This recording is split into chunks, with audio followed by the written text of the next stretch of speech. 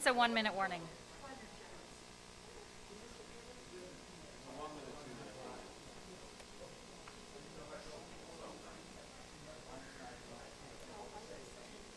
Good? Oh, I'm ready. Good morning. Welcome to the University Unitarian Universalist Fellowship.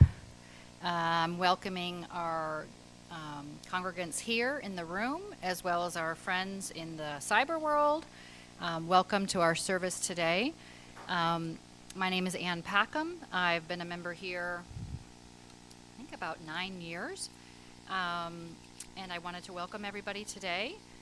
We will have our friends that are in the cyber world sharing with us as much as we can.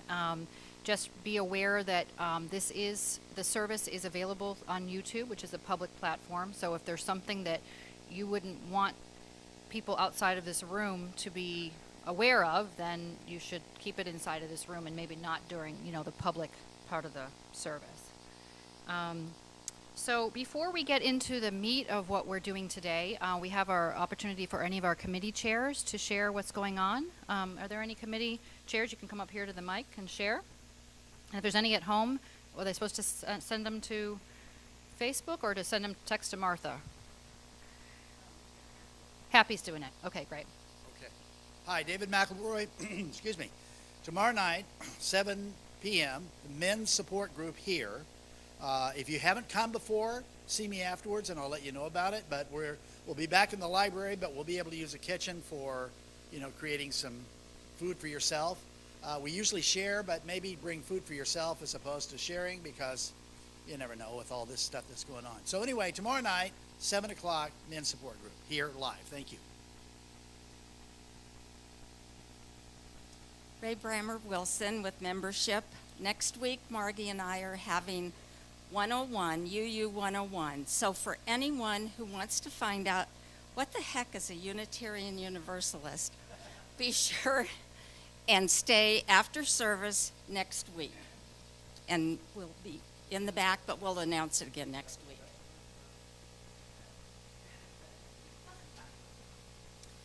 Good morning, Karen Cowden. I'm just stepping in for hospitality for Marilyn and for Joey because they're kind of doing other things. It's hard to hear you. Oh, I'm stepping in for Marilyn and Joey for hospitality. So if you have any inclination of being able to turn a machine on and pour a cup, we would love you in the kitchen in the morning. It's pretty simple. That's about the level of skill. So we would love it. You could just come here about 9:30 and you could just see me in the back. Thanks. Any other committee moments? Okay, that's good. Oh, is there one? Martha has one. Yes, on behalf of the SAC committee, there is a SAC meeting at 11:55 today. The Zoom link is in the notable news and on the website, and I'll probably be here on my iPad, so you can join in if you'd like. That's our Social Action Committee.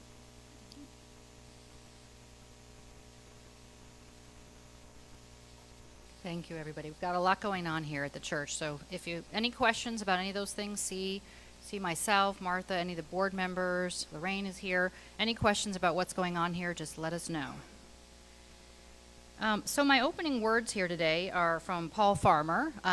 He died this week. He was a very well-known anthropologist and somebody, some of you may know, I did my master's degree in public health with a concentration in population planning, which is not really called population planning anymore. Basically, since the Beijing conference in '94, it's moved into the whole reproductive health realm, recognizing that it's not just about the numbers, but the people that produce those numbers. So Paul Farmer was somebody that we studied a lot and quoted a lot in the books that we were reading at the time that I was in graduate school. So I didn't actually realize that there was a documentary on his work that was produced in 2017 called Bending the Arc, and I haven't seen it yet, so it's on my must-dos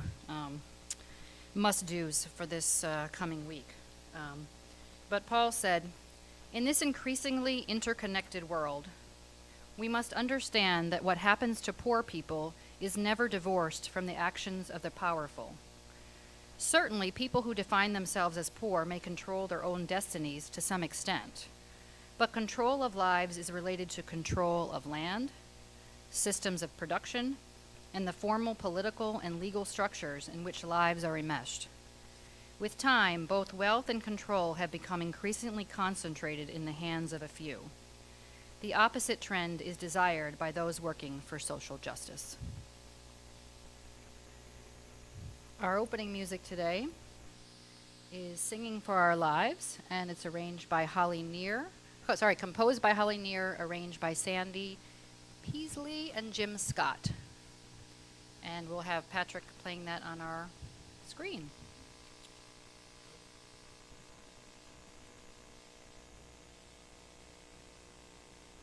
We are gentle, angry people, and we are singing, singing for our life. We are gentle, angry people, and we are singing, singing for our life. We stand for women of all nations, and we are singing, singing for our lives. We stand for women of all nations, and we are singing, singing for our lives. We are all in this together. We are all in this together. Come sing with us. And we are singing, singing for our lives. We are all in this together. And we are singing, singing for our lives. Wow, that was very powerful. It's our tradition in the UU family to light our chalice. It's a symbol of our religious convictions and our faith. So I welcome you to share with me these words as I light our chalice.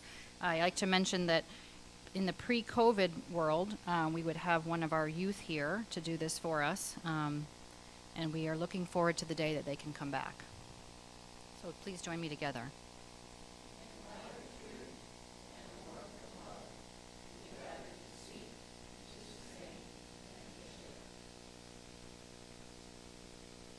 We also like to affirm our convictions and our covenant as a group here. So please join with me together in our affirmation. Love is the spirit of this church, and service is its gift. This is our great covenant, to dwell together in peace, to seek truth to love, and to help one another. I'd like to take this opportunity to welcome any visitors that we may have here today. I do see some people with the completely filled out name tags. So if you would interested in becoming one of those that has one of these fancy name tags, please talk to us. Enjoy some coffee or tea after the service. Talk with members of the congregation. Come to UU 101 next week and get to know us. We're a pretty fun group. We have lay-led services, so we have a lot of services that are led by members of our church. We have outside speakers from various political, religious traditions, academic traditions, and of course we have a minister as well. So please join us, and if you're here online, thank you for visiting us today, and hopefully you can come in person when you feel comfortable, because we're a nice group. So that's that. The next part of our service is our joys and concerns. This is an opportunity for people to share the highlights and the lowlights of their life that have affected them in the recent week or so. We find that if we share our joys, the joy is lifted up, and if we can share our concerns, some of the burden is taken off of us. So as you feel comfortable, I think we're going to do the Facebook. No, we're not do Facebook, just face-to-face first. Just here. Okay, so please feel free to come to the microphone to share your joy or concern, or if you don't feel comfortable or can't get up, I can bring it to you.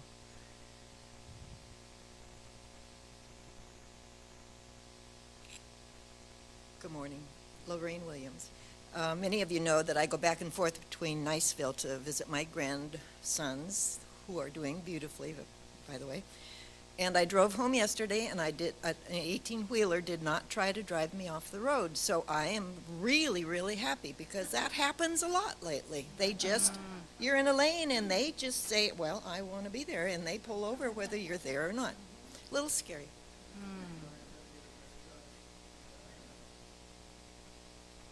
I am sure we are all aware of what's going on in the Ukraine, and we keep the people there who are standing up to injustice in our hearts, and we send them all of our love and safe wishes. So please hold the people of Ukraine in our hearts. Thank you.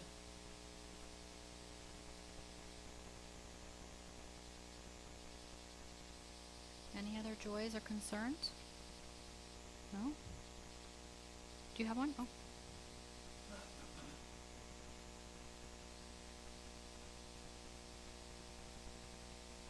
I just wanted to share a follow-up. A couple weeks ago, I shared that I was on a kind of a mission to reunite a family, and I have my first major success. We were down there for a whole week. I was in an Airbnb with 2 brothers and a sister and kids and cousins and the grandparents and aunts and uncles, and it was just wonderful. So part 2 is this summer. We're going to have a family reunion. So.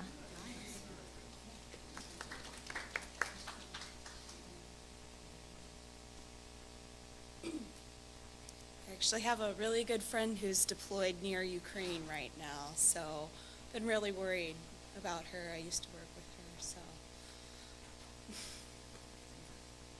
We'll be thinking about her.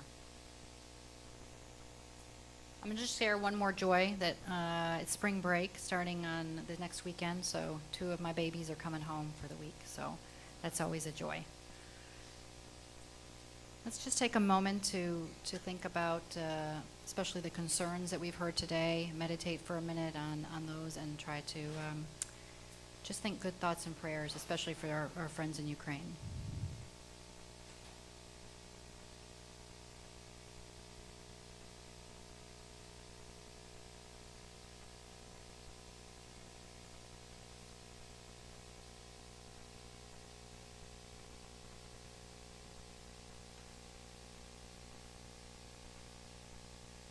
Amen.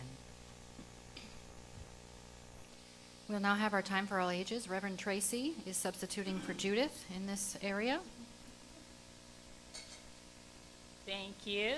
Judith sends her love. She is on a well-deserved and well-earned vacation, so I am filling in today. We're going to show a video, and it might be a little uncomfortable, and that's okay. It's the good kind of uncomfortable to sit with, so I hope that you will take it in and enjoy.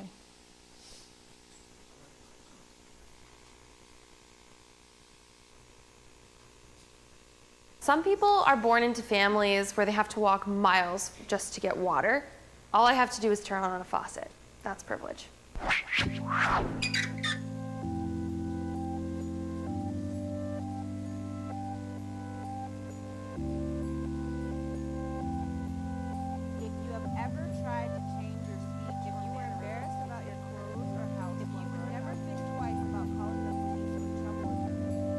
I think privilege is when some people have some things and other people don't have things. I feel privilege is something that you don't even really have control over. I think it'd be silly for me to say I don't have a fair amount of privilege, considering like the country I live in and the job I get to do and the college I was allowed to go to. I suppose being a white male will help me end up somewhere towards the front, but I'll take a few steps back from being gay. I don't think I'll make it to the front. I think I'll maybe be in the middle. That's just the gut feeling I have. If your parents work nights and weekends to support your family, take one step back. If you can show affection for your romantic partner in public without fear of ridicule or violence, take one step forward. If you are embarrassed about your clothes or house while growing up, take one step back. If you have ever been diagnosed as having a physical or mental illness or disability, take one step back. If you have ever been bullied or made fun of based on something you can't change, take one step back. If you get time off for your religious holidays, take one step forward. If you came from a supportive family environment, if you can see a doctor whenever you feel the need, if you are able to move through the world without fear of sexual assault, if you took out loans for your education, if there were more than 50 books in your house right now. So these are your final positions.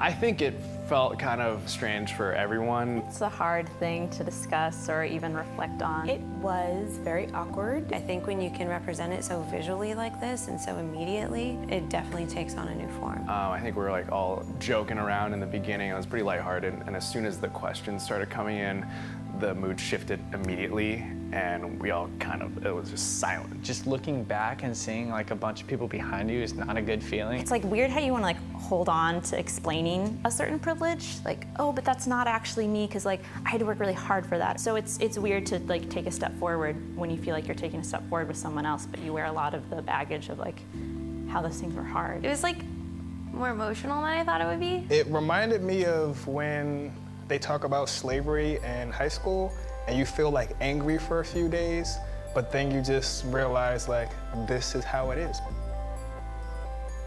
For me, it was kind of frustrating almost to look back and see how much further some people were behind me, and realizing that, you know, a lot of that stuff, no amount of hard work or even legislation can make up that gap. It's interesting being an Asian American because you're not really sure where you fall on the spectrum of privilege. I know that for me, one of the reasons I ended up so far back was that there are questions around safety as an African American, as a woman, as a gay woman. There are just so many different ways that I don't feel safe. I feel like I just learned to be grateful for what you have.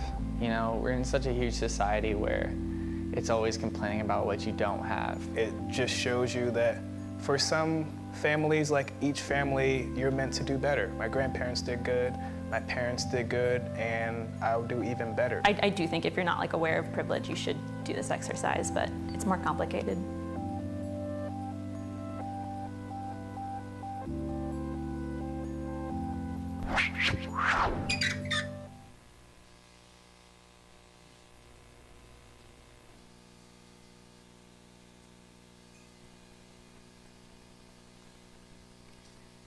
Thank you. I'm sure we'll follow up on that during our sermon. So before we get to that, though, there's a lot of work going on at this church, and we need your support to make it happen. So this is the time where if you would like to support the church financially, you can either go online to the website and do the newfangled way of just posting it online, or the traditional way is we have a basket up here. In pre-COVID times, we would pass the basket, but right now it's over here on the corner. So please feel free to contribute. This way. And meanwhile, Patrick, I forgot to mention that 40% of what we collect goes to our social justice, social action committee, and Planned Parenthood is our quarterly recipient of that. So please give generously, and Patrick will play some music, I think.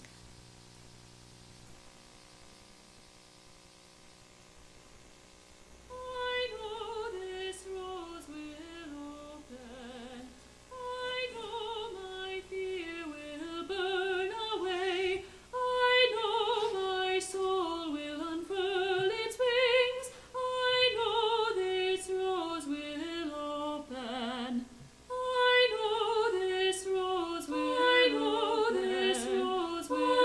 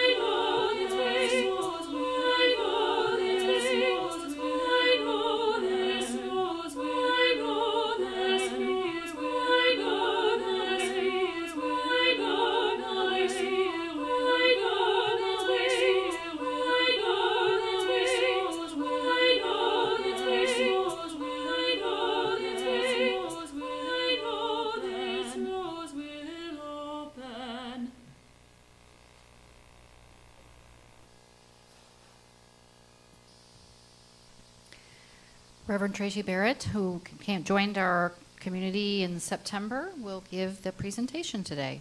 And I'll let her give her title and all of that.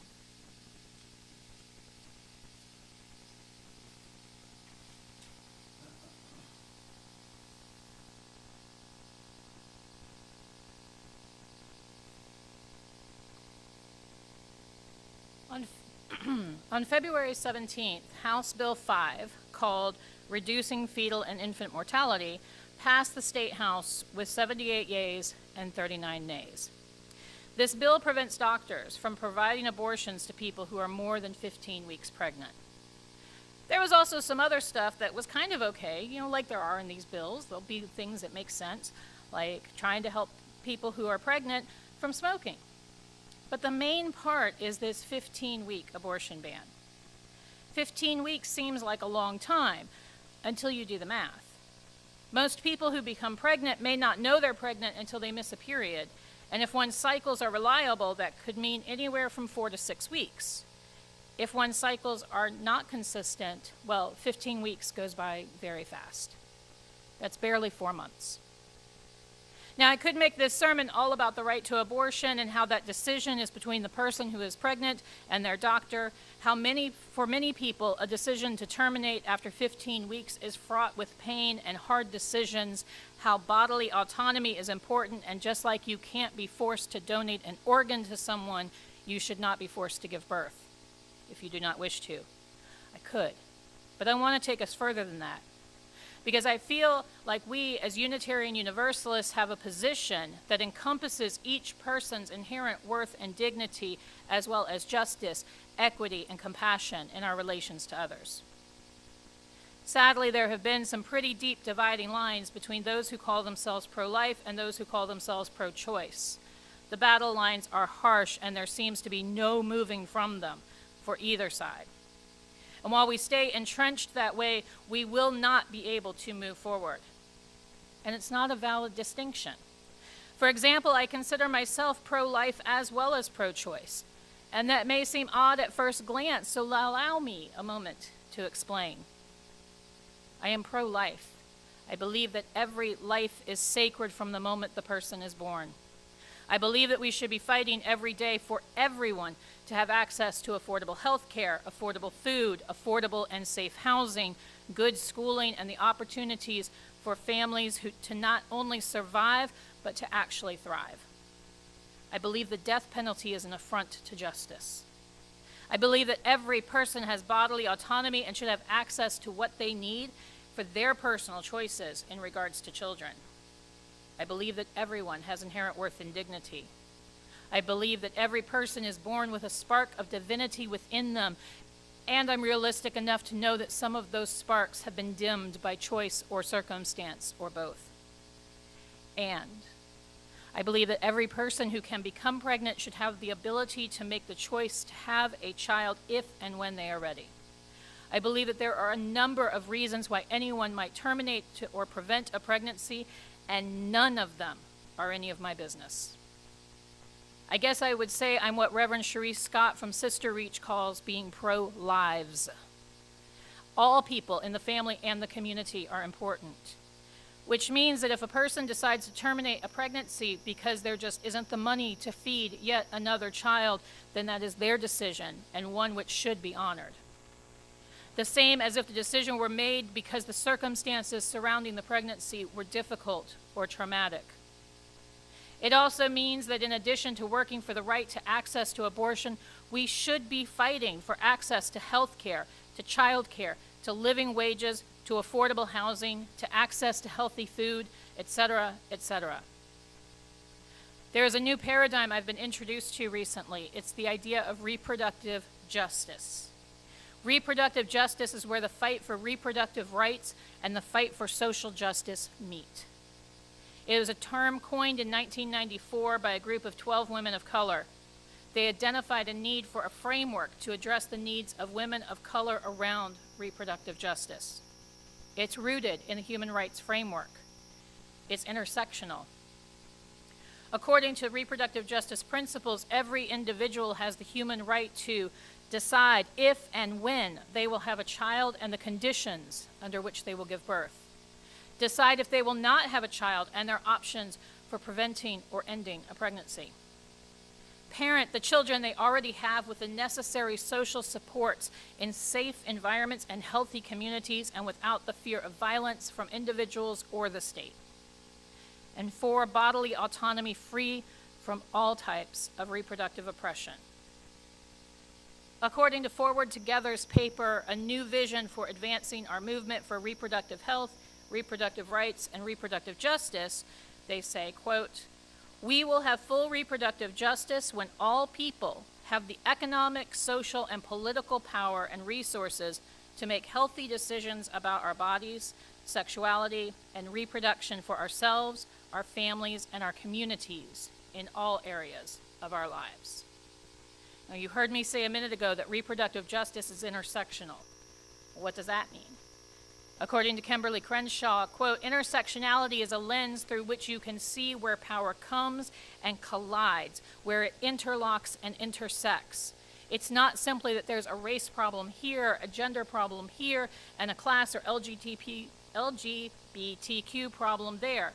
Many times that framework erases what happens to people who are subject to all these things. All justice work should be intersectional because life is intersectional. We all hold various identities. We cannot look at one identity without looking at the others that we also hold. Now, while the term reproductive justice was coined by women of color, it's not just about women of color. Reproductive justice is about everyone. At the end of January, there was an online gathering of SACRED, or the Spiritual Alliance of Communities for Reproductive Dignity. And I was unable to attend the gathering when it happened, but I did get a chance to catch up with all the videos this last week. SACRED is a group that was founded and is led by women of color. While they are not a reproductive justice organization, they do uphold the framework of reproductive justice.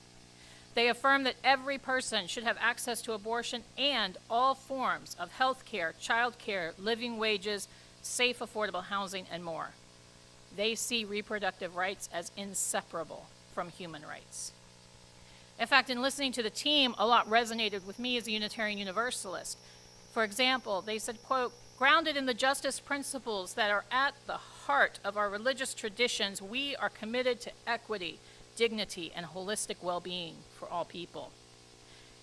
And, quote, "We recognize that reproductive issues are integral to social justice and cannot be exiled from our sphere of moral concern if we are to fully live out our commitment to human flourishing."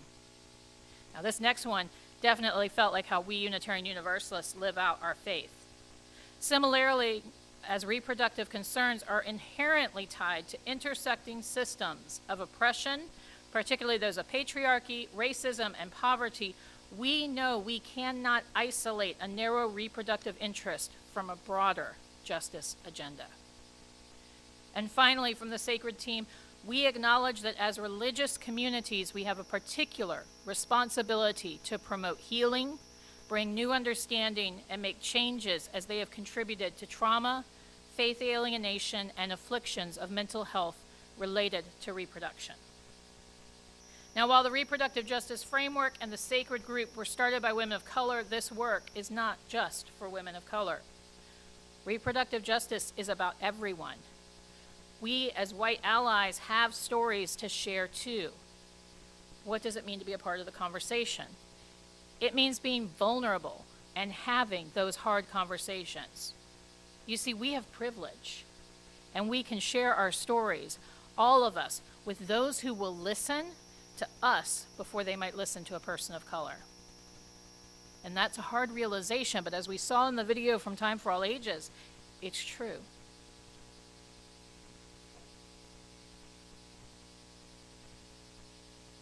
We also do the work by looking inward and then transforming within the work.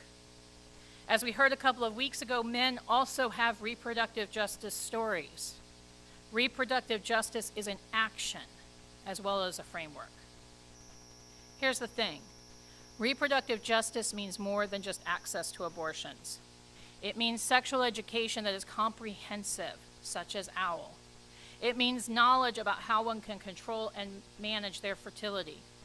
It means access to birth control and medical attention that is affordable and accessible. It means access to safe and affordable abortions and aftercare. It means affordable access to prenatal care. It means affordable and safe housing and eliminating food deserts. It means safe and affordable child care.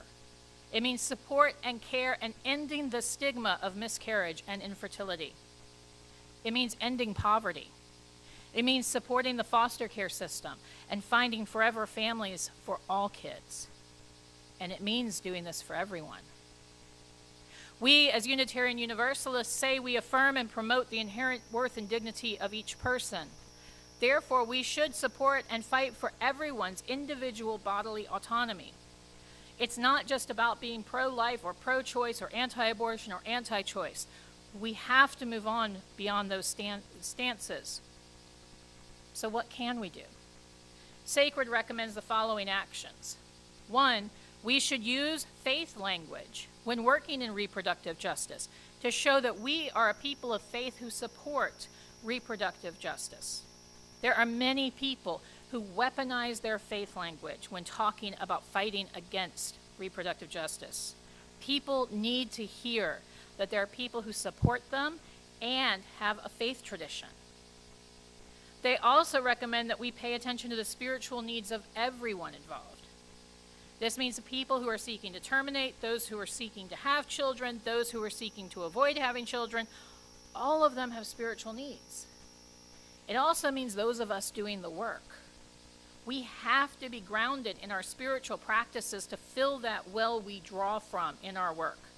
We need to know the why behind what we do. And another recommendation was to not get discouraged. The moral arc of the universe is long, but it will bend towards justice. We may not see the end of the work in our lifetimes.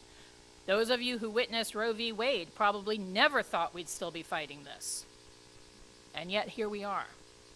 This may not get resolved in my lifetime, and that can be discouraging.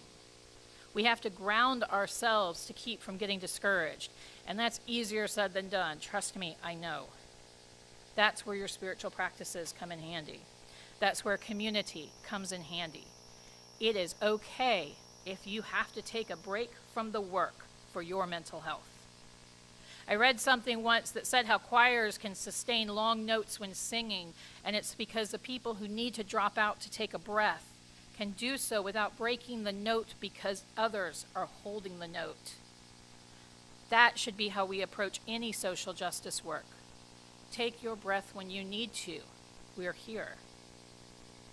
Another action item that Sacred recommends is to work towards voting rights. If we look at the states with the most restrictive reproductive legislation, they also have very restrictive voting rights. We have to do that work as well.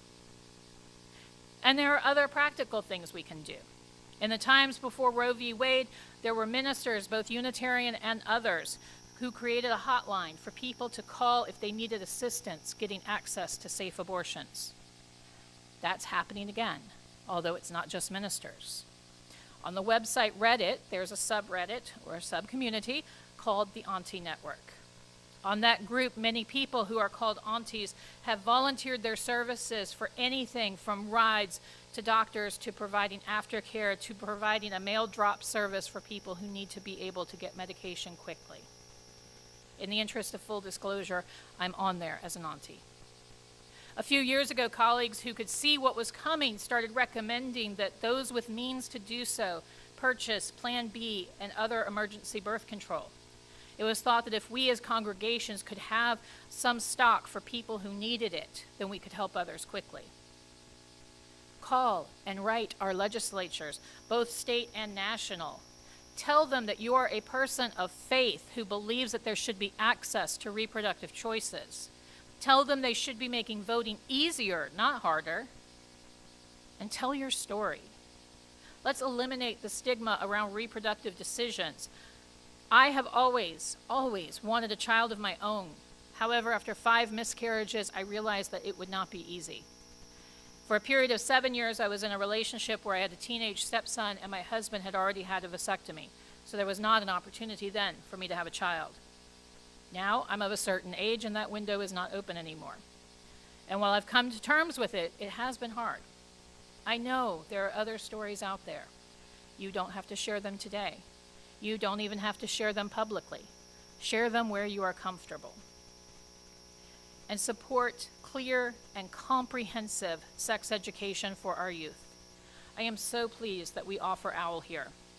And there are plenty of other youth who need to hear this as well. What would it look like if we found a way to sponsor a person to attend facilitator training, whether from here or somewhere within our southern region?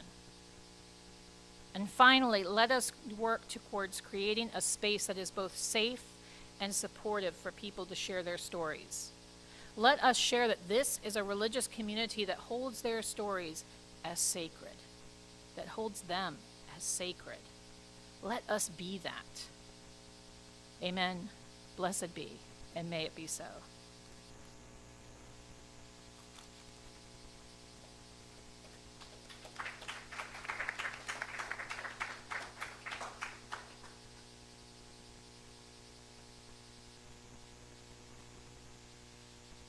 Thank you, Reverend Tracie. I appreciate it, and I appreciate you sharing your story as well. We're going to extinguish our chalice. So I'm going to do that with my little extinguisher here, and I invite you to say the words on the screen with me as we do that.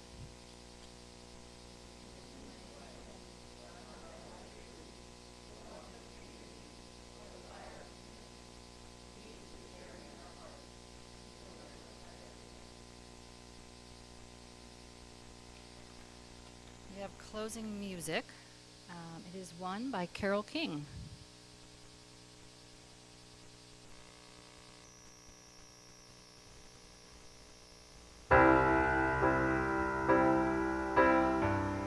Poetic phrases come to mind whenever I find injustice being done, and I wonder, what am I gonna do?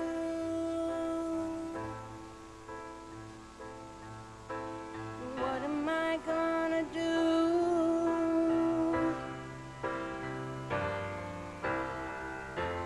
What can one do except be one, talking to two, touching three, growing to 4 million. Each of us is one. All of us are one.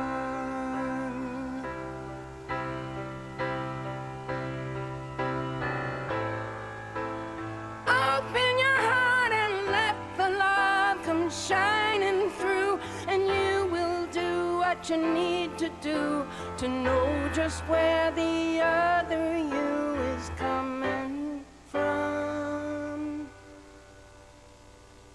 We are one.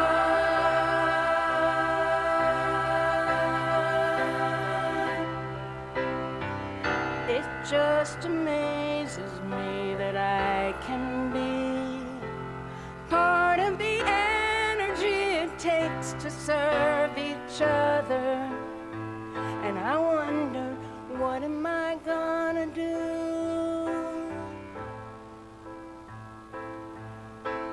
What am I gonna do?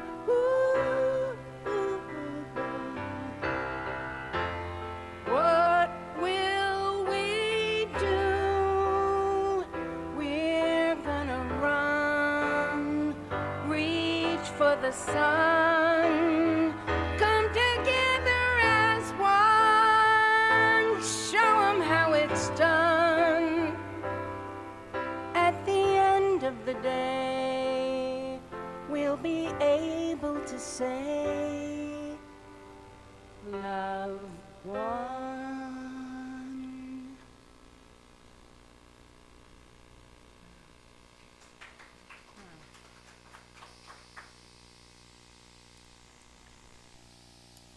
So my closing words today are from Emily Richards. She's the Director of Religious Education from the First Unitarian Church of Ithaca, New York. And she wrote, "May you leave this time together changed. May the promises you have made to yourself about who you want to be feel closer to the reality of who you are right now. May you share that feeling of transformation wherever you go. May it spread into every word, deed, thought, and interaction, until we are all changed, transformed, and transforming together, becoming our better selves." So go in peace. Please enjoy some coffee, tea, and conversation. And until we see you next time. Goodbye, those of you out in that world too.